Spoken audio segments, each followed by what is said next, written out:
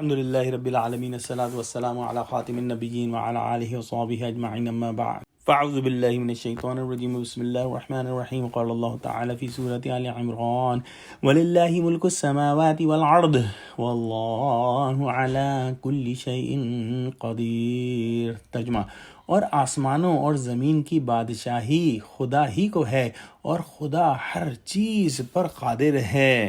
اللہ سبحانہ و تعالی ہر چیز کا بادشاہ ہے۔ جب آسمان و زمین میں اسی کی سلطنت ہے تو مجرم بھاگ کر کہاں پناہ لے سکتا ہے؟ اور جو ذات ہر چیز پر قادر ہے اس کے نفوذ و اختیار سے کون باہر ہو سکتا ہے؟ پچھلی آیتوں کے اندر ہم نے پڑھا کہ جو لوگ خیانت کے اندر ملوث ہوئے کہ اللہ کا کلام آگے نہ پہنچایا یا اس کے احکام کو چھپا لیا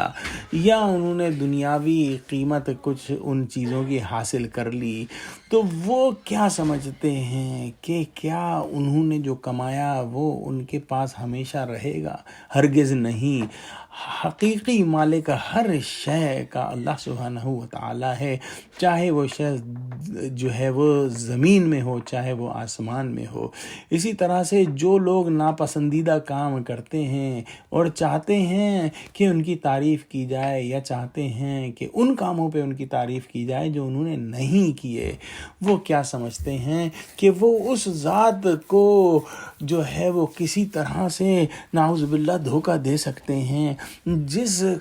کے اختیار کے اندر جو ہے ہر شے ہے اور جو ہر شے کا مالک ہے اور وہ ہر شے پر قدرت رکھتا ہے،